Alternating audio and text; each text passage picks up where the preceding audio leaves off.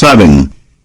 Y el estar fuera de control es lo que la Biblia llama las obras de la carne, porque o las obras del Espíritu o las obras de la carne controlarán nuestra vida.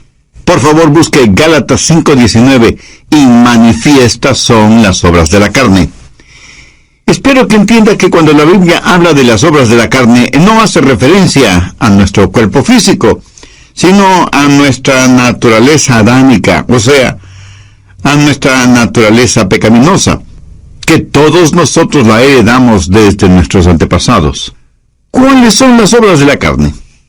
Desde el verso 19 tenemos una larga lista de las obras de la carne, comenzando con adulterio. Y adulterio significa unión sexual con otra persona que no es su cónyuge. Y cuando usted vive en adulterio, vive bajo el control de la carne, o sea, vive una vida descontrolada.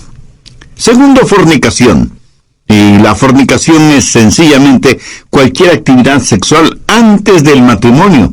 La Biblia enseña sin dudas, sin titubeos, sin apologías y sin equivocación, enseña la castidad prematrimonial y la fidelidad matrimonial. Cualquier persona que vive una vida de fornicación, vive una vida descontrolada. Tercero, inmundicia. Aquí específicamente se refiere a pensamientos sucios, impuros, depravados.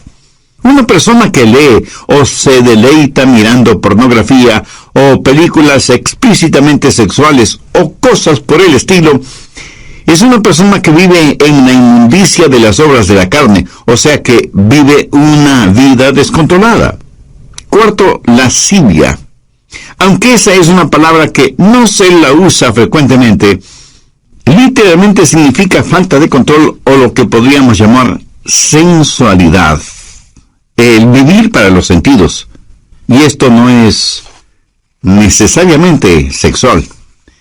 Puede ser la borrachera, la glotonería, o sea, un desordenado deseo por la comodidad, la ociosidad, el complacer a sus 5 sentidos, dejar que ellos controlen su forma de vivir. Eso también es una vida descontrolada. Quinto, idolatría. Y usted me dirá, pastor, nosotros somos gente moderna, civilizada. Nosotros no somos idólatras. Permítame hacer una pregunta. ¿Qué es un ídolo? Ídolo es cualquier persona o cosa que para usted es más importante que Dios. Cualquier cosa a la que ame más, tema más y sirva más que a Dios, ese es un ídolo. Y puede ser su familia, sus negocios, sus distracciones, sus pasatiempos. Nosotros, gente moderna y civilizada, tenemos cualquier cantidad de ídolos. Si usted está viviendo una vida de idolatría, si hay algo a lo que usted ame más, tema más y sirva más que a Dios, está viviendo una vida controlada por la carne, y eso también es una vida descontrolada. Sexto, hechicería.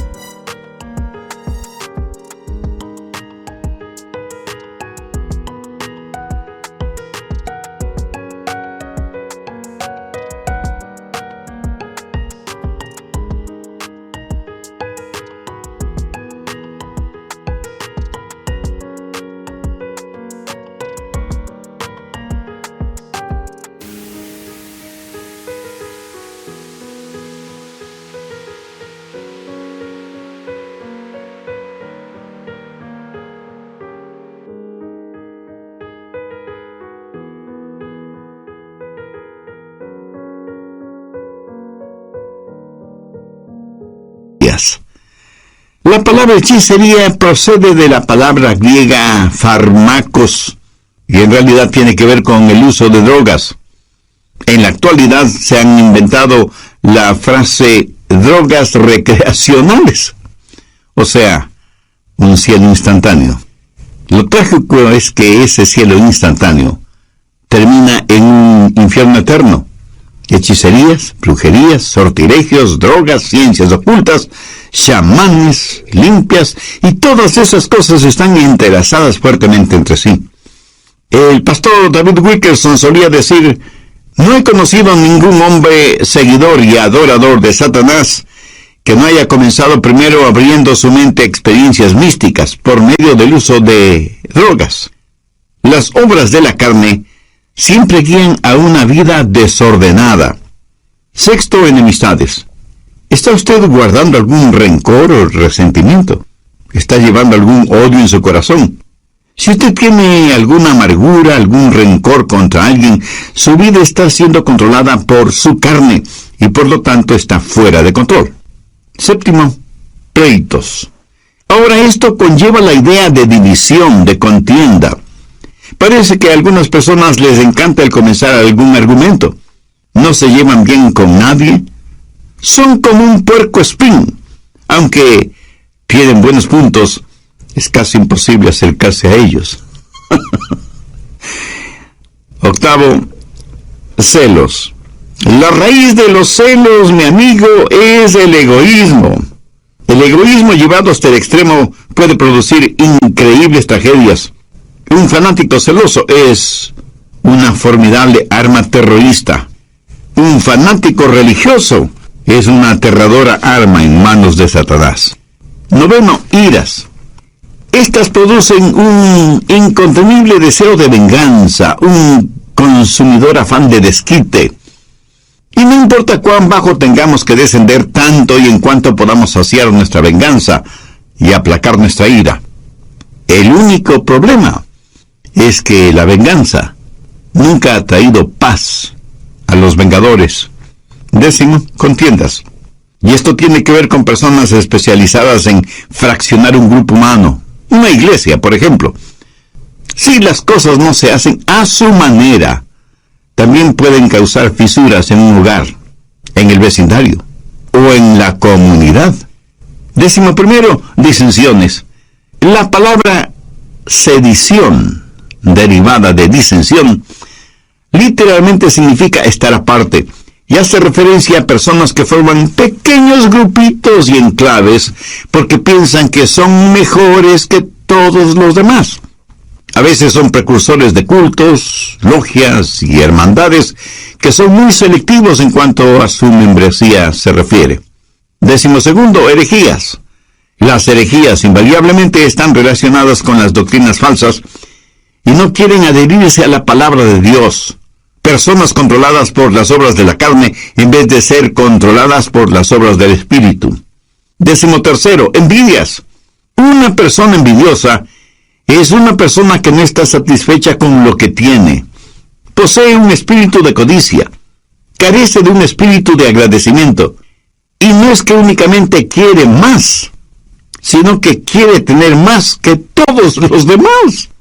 Décimo cuarto, homicidios. Y no faltará quien inmediatamente pensará: ah, qué bueno que yo no soy un asesino. Cuando Jesús interpretó no la letra de la ley, sino el espíritu de la ley, dijo que si tenemos odio, rencor, venganza en el corazón contra alguien, somos homicidas, sin necesidad de disparar un arma o de utilizar un puñal. Décimo quinto, borracheras. Esto no hace referencia al hecho de beber cerveza o licores hasta perder el sentido, sino a la realidad de que nuestra mente ha sido narcotizada, insensibilizada. Significa que tiene un impedimento en su capacidad mental. Así como el alcohol y las drogas son un impedimento moral y ético para quienes usan esos venenos. Décimo sexto, orgías. Hay gente que parece que están de fiesta todo el tiempo. Fiesta en el sentido mundano, tratando de silenciar la voz de sus conciencias, tratando de escapar de la realidad, hundiéndose en las indulgencias de los entretenimientos, incapaces de no tener nunca un pensamiento serio, puro, agradable. Las orgías no son solo materiales, sino también intelectuales y espirituales. Pablo termina esta lista diciendo: y cosas semejantes a estas. Está diciendo que todas estas son señales de una vida no controlada por el Espíritu, o sea, una vida fuera de control. ¿Cuál es el resultado? Tiempo perdido, cuerpos debilitados, pensamientos torcidos y vidas totalmente destrozadas. Gálatas 5:22 dice, mas el fruto del Espíritu es amor, gozo, paz, paciencia, benignidad, bondad, fe, mansedumbre, templanza. Contra tales cosas no hay ley. La palabra templanza significa estar bajo control, pero en este caso, estar bajo control del Espíritu Santo. Mi amigo, mi amiga, ¿quién está en control de su vida? Al respecto, hay algunas cosas importantes que debemos saber. Primero, cómo vivir una vida controlada por el Espíritu. Gálatas 5:13. Porque vosotros, hermanos, a libertad fuisteis llamados, solamente no uséis la libertad como ocasión para la carne, sino servíos por amor los unos a los otros. Y en el siguiente versículo, Pablo nos dice cuál es el estándar del amor. Porque toda la ley en esta sola palabra se cumple. Amarás a tu prójimo como a ti mismo. Ese es el estándar legal. Y si queremos saber si estamos viviendo una vida de acuerdo a los parámetros de Dios, solo tenemos que hacernos la pregunta, ¿amo a los demás como me amo a mí mismo? El estándar de una vida autocontrolada o una vida controlada por el Espíritu es la ley. Pero la medida de eso es el amor. Hay tres maneras de mirar esto de la ley. Algunos ven la ley como su enemiga. La carne les dice, no tengas nada que ver con ninguna clase de ley. La carne no quiere que nadie ni nada le sujete. Quiere hacer lo que le plazca. Eso es lo que se llama libertinaje. Otras personas miran a la ley como su amo. Y Pablo predica contra eso porque quienes viven bajo la ley están siempre luchando, pero nunca alcanzan la victoria. Saben lo que dice la ley. Saben que la ley es buena y justa, y por eso tratan de vivir bajo la ley, aunque eso les cueste la vida.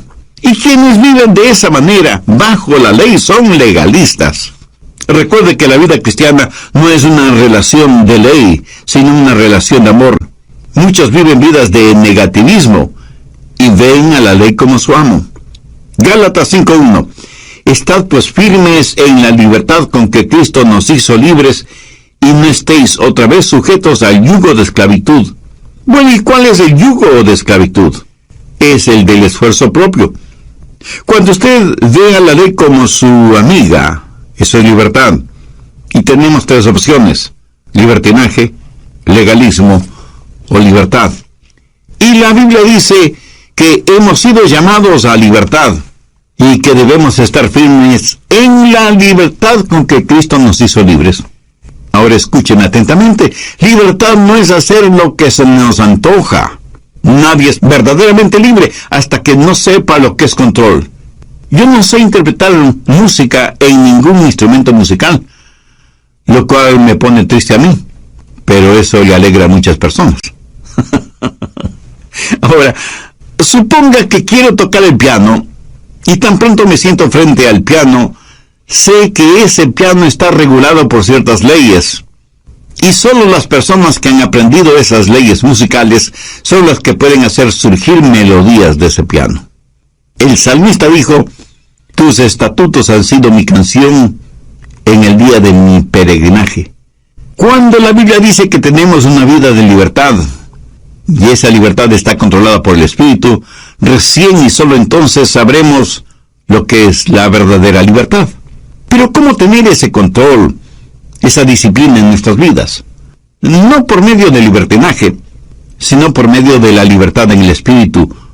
Nuestras vidas necesitan estar bajo control, pero no bajo nuestro propio control, porque eso lo único que producirá será libertinaje, sino bajo el control del Espíritu para tener libertad.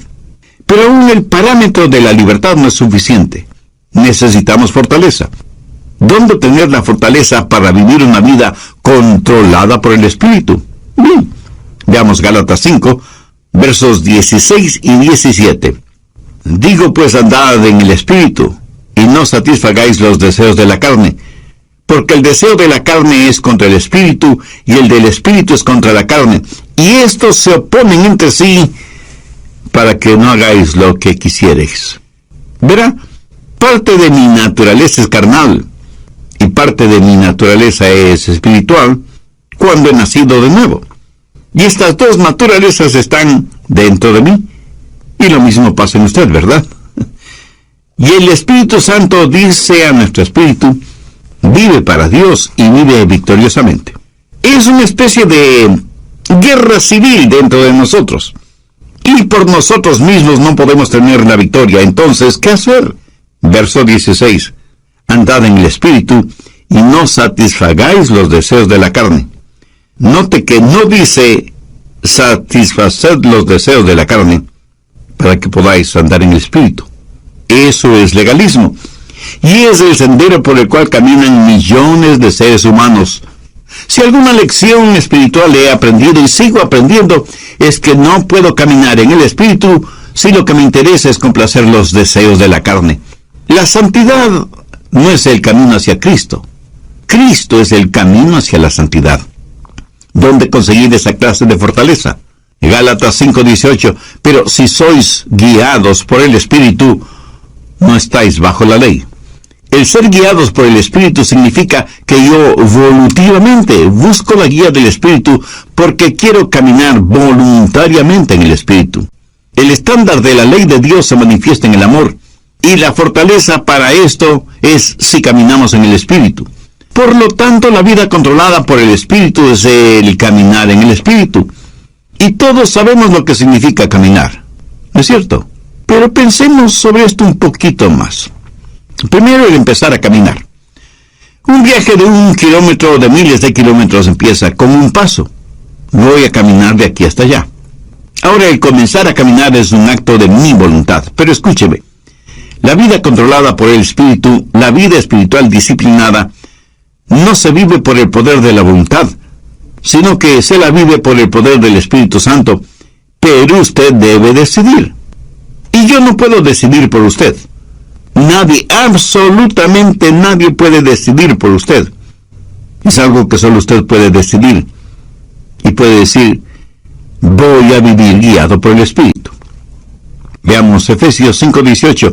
No os embriaguéis con vino, antes bien sed llenos del Espíritu. ¿Por qué Dios dijo por medio de Pablo que no debemos embriagarnos con vino y que más bien seamos llenos del Espíritu Santo? Porque quiere darnos no solo un contraste, sino también una comparación. Porque ser llenos del Espíritu es como estar embriagados con vino. El hombre puede decidir qué es lo que va a beber. Esa es su decisión. Pero una vez que decide qué beber, lo que bebe toma control de él. ¿Lo entiende? Cuando está borracho, está bajo la influencia, bajo el control de aquello que bebió. Así que por un acto de su voluntad, usted decide ser lleno del Espíritu. Pero una vez que eso se hace realidad, es el Espíritu Santo el que tiene control sobre usted. Ahora usted está lleno no de vino, sino del Espíritu Santo. Es el comienzo de su caminar espiritual. ¿Cómo calificaría usted su caminar actual? ¿Carnal o espiritual? Si su caminar aún es carnal, no quisiera caminar lleno del Espíritu Santo de Dios. Desde nuestros estudios en Memphis, Tennessee, hoy el Dr. Adrian Rogers, en la voz del pastor Lenín de Llanón, nos entrega la segunda parte de su mensaje, cómo tener una vida controlada por el Espíritu.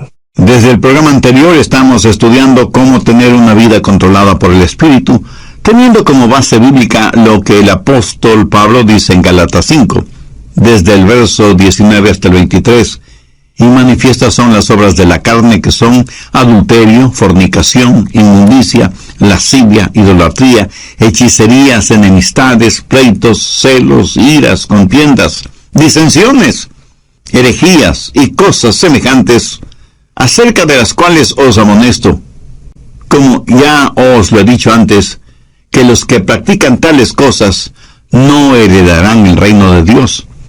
Mas el fruto del Espíritu es amor, gozo, paz, paciencia, benignidad, bondad, fe, mansedumbre, templanza. Vimos también algo detalladamente el significado de estas obras de la carne, e hice énfasis en primer lugar en cómo vivir una vida controlada por el Espíritu, Porque como también lo dijo Pablo en Gálatas 5:13, porque vosotros, hermanos, a libertad fuisteis llamados. Solamente no uséis la libertad como ocasión para la carne, sino servíos por amor los unos a los otros. Y en el siguiente versículo, Pablo nos dice cuál es el estándar del amor. Porque toda la ley en esta sola palabra se cumple. Amarás a tu prójimo como a ti mismo. Bien, continuemos. Segundo, la circunferencia de su caminar. ¿Qué significa caminar en el Espíritu? Note que no dice caminar con el Espíritu. Tampoco dice caminar siguiendo al Espíritu. Claramente dice andad en el Espíritu. Para mí, eso significa que el Espíritu debe ser la circunferencia de su caminar.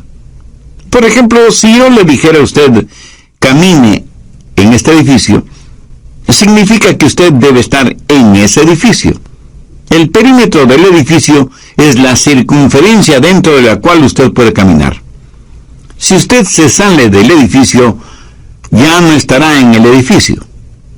Espero que lo entienda. Todos los países del mundo tienen sus fronteras. Para poder viajar de un país a otro, usted necesita un pasaporte con la visa respectiva. Y con eso usted puede viajar libremente de un país a otro. Pero a veces los países, por motivos de seguridad interna, cierran sus fronteras. Y uno puede llegar hasta la frontera, pero no puede pasar la frontera. Esa frontera es el límite de su caminar o de su viaje. Por analogía, el Espíritu Santo de Dios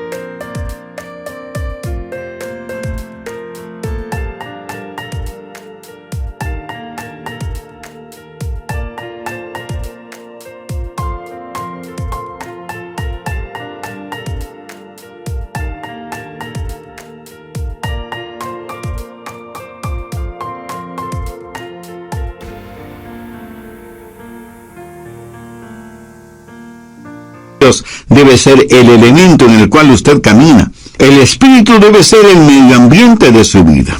Usted como que se encierra, se cubre, se cobija con el Espíritu Santo de Dios. ¿Está usted haciendo eso? Le puedo asegurar que su carne no quiere que haga eso. ¿Sabe por qué? Porque la carne le dirá, mira, no seas tonto. Fuera del Espíritu Santo puedes tener placeres y hacer cosas que necesitas para ser feliz. Escúcheme, una persona que tiene su vida controlada por el Espíritu Santo ha llegado a una conclusión terminante. No hay nada que valga la pena fuera de Jesús. Cuando usted pueda decir eso, es que está caminando en el Espíritu. No hablo del hecho real de que usted tiene que comer, dormir, trabajar, descansar, gozar de vacaciones y todas estas cosas. Todas estas cosas usted las necesita ver dentro del contexto de que el Espíritu Santo de Dios está guiando y dirigiendo su vida. Usted debe aprender a caminar dentro de la circunferencia y los parámetros del Espíritu Santo. Y cuando usted se salga de esa circunferencia, el Espíritu Santo le dirá, mire, estás cruzando el límite. Y usted retrocede y se arrepiente. Eso, mi amigo, es una vida controlada por el Espíritu Santo de Dios. Tenemos entonces el comienzo de nuestro caminar, la decisión del paso que vamos a dar, y la circunferencia dentro de la que podemos caminar en el Espíritu. Pero todavía hay algo muy importante. Tercero, la continuación de nuestro caminar. Gálatas 5:16 dice, digo pues, andad en el Espíritu. Andad, en el original griego, conlleva la idea de mantenerse caminando. ¿Pero qué es caminar? Sencillamente una serie de pasos Y aunque comienza con una decisión, no se detiene allí. La vida controlada por el Espíritu es una crisis que comienza con «lo haré», pero es seguida por un proceso realizado un paso a la vez. Lo dije ya hace algunos minutos. Un viaje de 1 kilómetro o 1000 kilómetros comienza con el primer paso. Pero usted no se detiene después del primer paso, sino que sigue caminando paso por paso sin detenerse.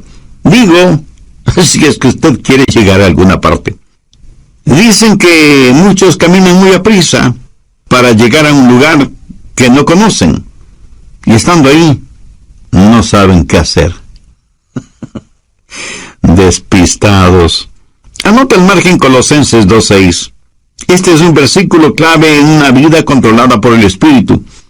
Si usted está cansado y enfermo de las obras de la carne, si quiere tener la libertad y el gozo de pertenecer a los hijos de Dios, quiero que grabe en su mente y en su corazón Colosenses 2:6. Por tanto, de la manera que habéis recibido al Señor Jesucristo, andad en Él. Mi amigo, es muy importante que usted entienda bien esto. Si usted ha recibido al Señor Jesucristo en su vida, debe caminar en Él. Si yo le pregunto a usted si ya es salvo, y usted me responde afirmativamente, tácitamente me está diciendo que ya ha recibido al Señor Jesucristo como su Salvador. Por favor, escúcheme con atención. Si eso es cierto, o sea que usted ya es salvo o salva, entonces quiere decir que usted está caminando en Él. Bien, me permite hacerle una pregunta. ¿Cómo recibió usted al Señor Jesucristo? Y probablemente usted me dirá, porque me arrepentí de mis pecados y deposité toda mi confianza y fe en Él. Muy bien, por arrepentimiento y fe. ¿Qué es lo que dice Pablo en Colosenses 2:6? Por tanto, de la manera que habéis recibido al Señor Jesucristo, andad en Él. Entonces, ¿cómo puede usted vivir una vida victoriosa? De la misma forma en que recibió a Cristo, por arrepentimiento y fe. Pero deseo que note las 3 últimas palabras del verso 6. Andad en Él. Y andad quiere decir caminar. Y el caminar se lo realiza un paso a la vez. Y usted necesita sus 2 piernas para caminar. No sé si se habrá dado cuenta, pero cuando caminamos estamos desbalanceados por fracciones de segundo cuando levantamos una pierna antes del siguiente paso. Le puedo asegurar que si usted está caminando y se queda con una pierna levantada por breves segundos, a menos que usted tenga un excelente sentido del equilibrio, terminará cayéndose. Así que ya puede ver la importancia de sus 2 piernas al caminar. Ahora, ¿cuáles son las 2 piernas de la vida cristiana? Arrepentimiento y fe. Pablo dice enfáticamente que si por arrepentimiento y fe hemos recibido al Señor Jesucristo, en arrepentimiento y fe debemos caminar en Él. Pero arrepentimiento y fe no es algo que usted hizo para salvarse, sino que es la forma de vivir de una vida controlada por el Espíritu, y caminamos en el Espíritu para no cumplir con los deseos de la carne. ¿Cómo caminamos por arrepentimiento y fe? Entendamos lo que es arrepentimiento. Escuche atentamente lo que voy a decir, porque seguramente no será lo que usted piensa es el arrepentimiento, ni será lo que muchos definen como arrepentimiento. Arrepentimiento es la manera en que Dios se revela a nosotros, y fe es la manera en que Dios nos revela a Jesús. Y quiero que entienda bien esto, por eso vale la pena repetirlo. Arrepentimiento es la manera en que Dios se revela a nosotros, y fe es la manera en que Dios nos revela a Jesús. Arrepentimiento es cuando yo veo que estoy en bancarrota espiritual, y fe es cuando veo la gloria de Él. Cuando usted se salvó, cuando yo me salvé, lo hicimos por arrepentimiento y fe. Permítame compartir un poquito de mi testimonio personal. Cuando no era más que un muchachito, un jovencito, no sabía mucho de religión, y mucho menos de teología, por supuesto. Pero mi corazón tenía hambre de Dios.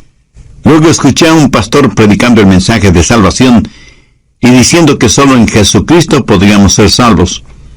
Hice esa decisión y le entregué mi corazón y mi vida al Señor Jesucristo. Le entregué todo lo que sabía de mí a todo lo que sabía de Él. Y francamente debo reconocer que yo sabía muy poco sobre mí mismo. Y obviamente muy poco sobre Jesús.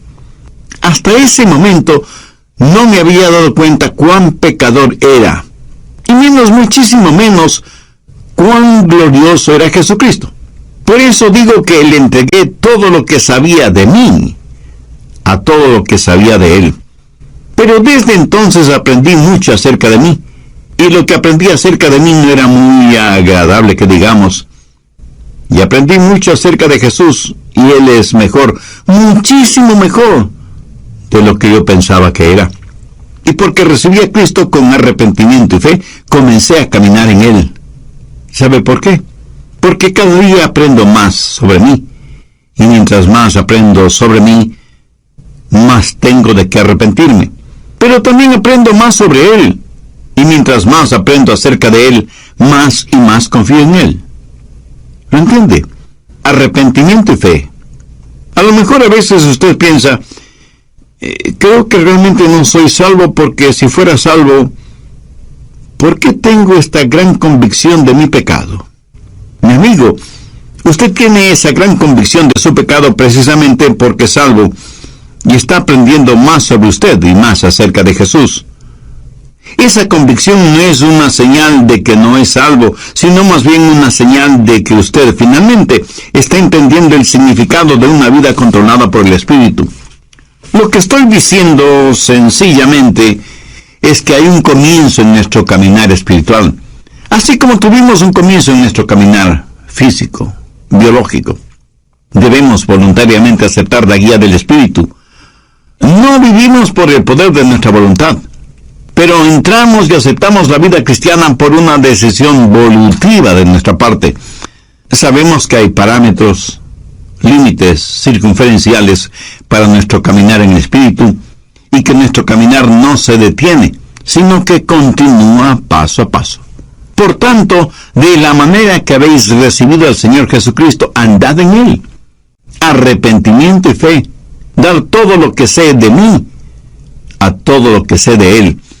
Y de pronto, súbitamente, usted descubre que usted no está en control, que Dios está en control de su vida por medio de su Santo Espíritu, y que su vieja naturaleza pecaminosa, carnal, ya no tiene nada que hacer en usted, porque ahora usted está caminando, creciendo en el Señor Jesucristo, guiado por el Espíritu Santo.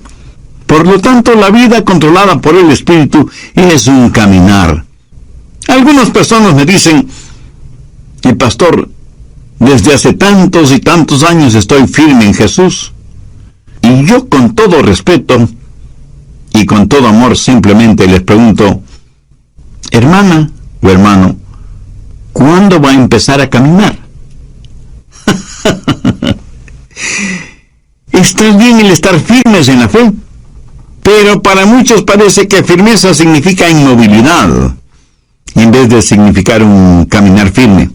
Resumiendo, permítame decir que el estándar de la ley de Dios es el amor, y la fortaleza de nuestro caminar en el Espíritu con arrepentimiento y fe, lo cual producirá en nosotros una verdadera satisfacción espiritual.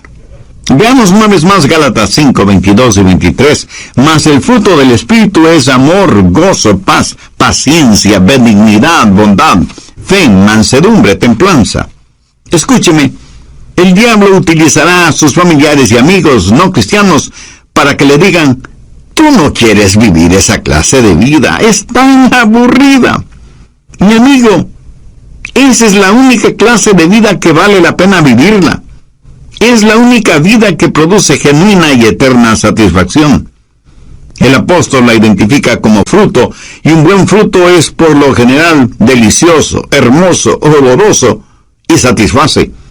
Una fruta es para ser consumida, para aplacar el hambre. ¿Tiene usted hambre por el Señor, por las cosas de Dios? Si no es por medio del Señor Jesucristo, esa hambre nunca podrá ser satisfecha. Una vida controlada por el Espíritu es una vida llena del fruto del Espíritu. O sea, es una vida llena de amor, gozo, paz, paciencia, benignidad, bondad, fe, mansedumbre y templanza.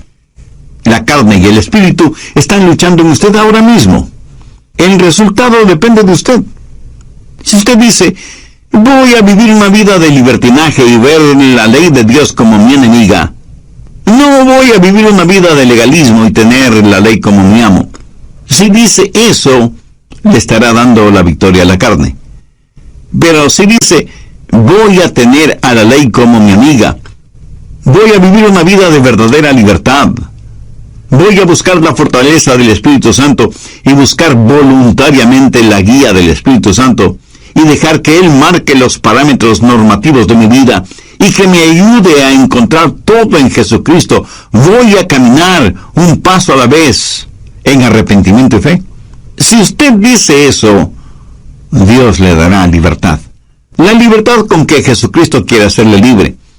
Y si hay alguna disciplina de su parte, no piense que la disciplina es restrictiva. Ninguna persona es más libre que aquella que vive una vida controlada por el Espíritu. Si usted que me está escuchando ahora mismo no es una persona ya salvada, ¿por qué no deja que Dios tome el control de su vida? ¿Por qué no ser de Jesús su mejor amigo? ¿Por qué no elevar su corazón a Dios este mismo instante y le dice, Dios, sé que soy pecador y estoy perdido espiritualmente, necesito